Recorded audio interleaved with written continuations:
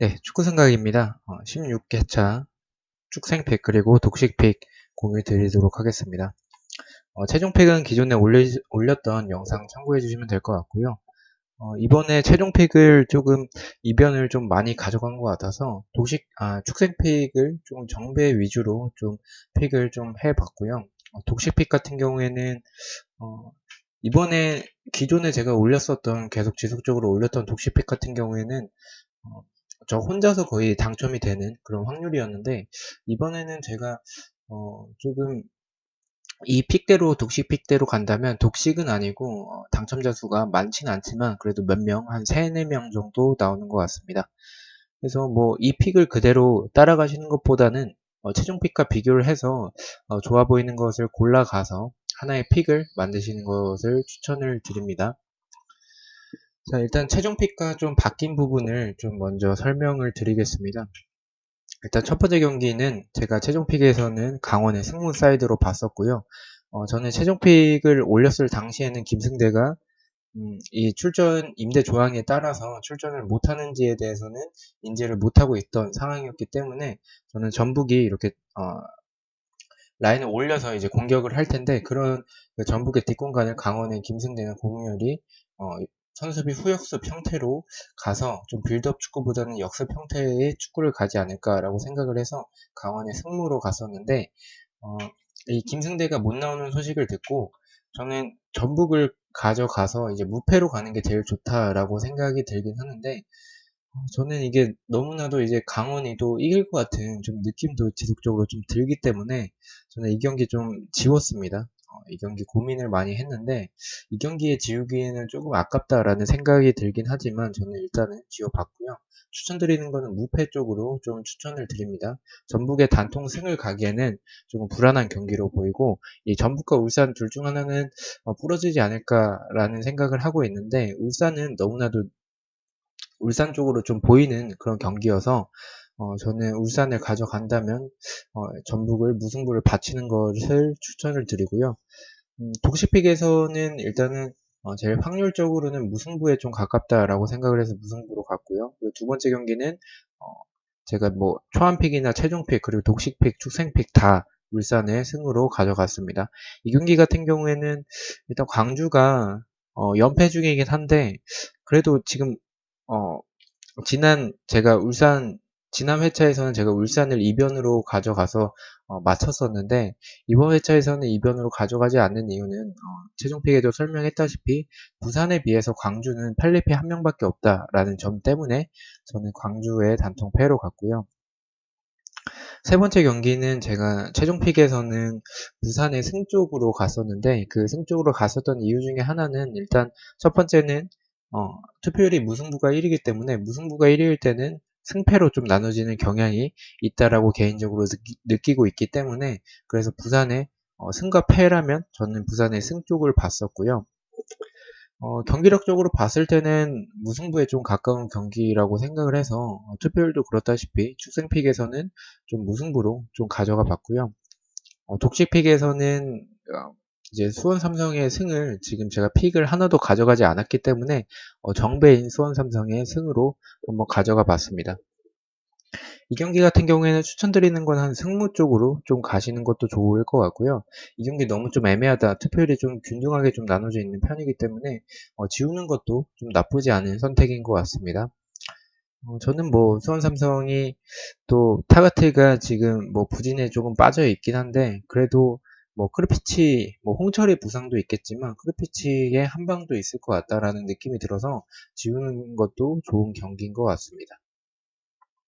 네 번째 경기는 제가 이제 최종픽이랑 거의 동일하게 갔어요. 볼프스부르크. 이 둘 중 한 경기는 배당도 비슷하고 둘 중 한 경기는 무승부가 나올 것 같은 느낌이 든다라고 말씀을 드렸고, 저는 이 축생픽에서는 4번, 5번 동일하게 무승 이렇게 갔고요.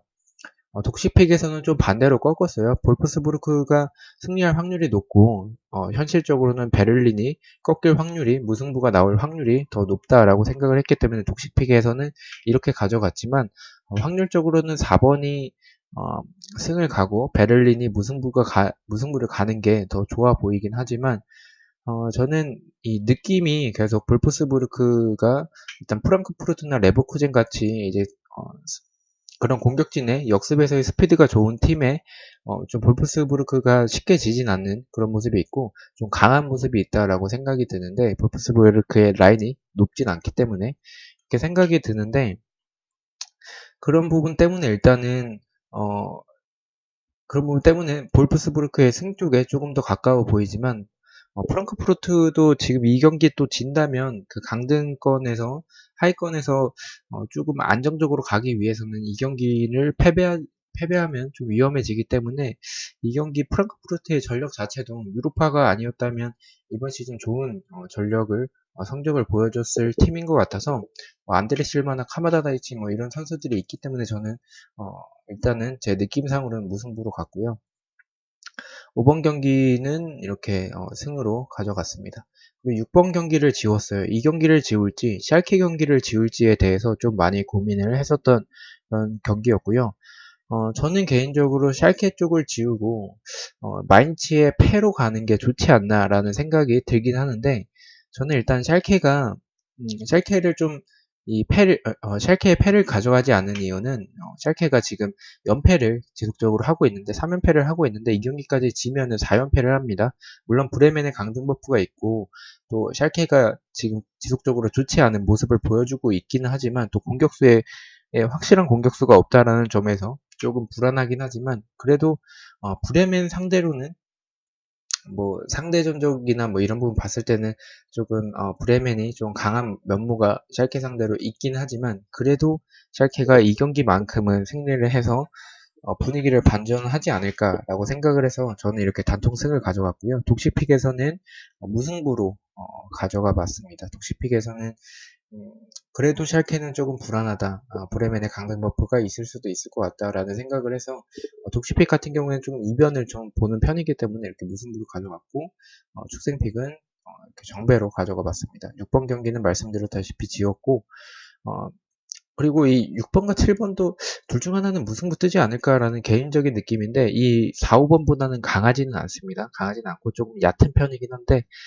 그래도 일단 마인츠의 그런 6번 경기를 봤을 때는 이 경기력적으로 봤을 땐 마인츠의 수비가 너무나도 불안하고 이런 크로스 공격에 조금 약한 모습을 봤을 때 호펜하임이 크로스 공격이 굉장히 좋은 편이라 크라마리치가 없더라도 득점을 만들어낼 수 있을 것 같다라는 생각이 들어서 저는 이렇게 마인츠의 패를 가져갔고요.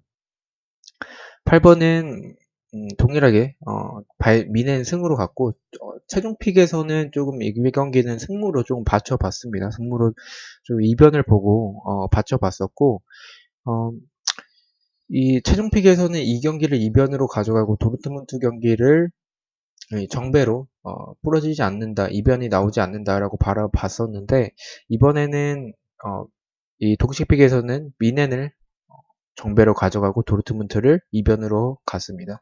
이 경기는 둘 다 이길 가능성도 있다라고 봐서 둘 다 정배를 가져가 봤고요.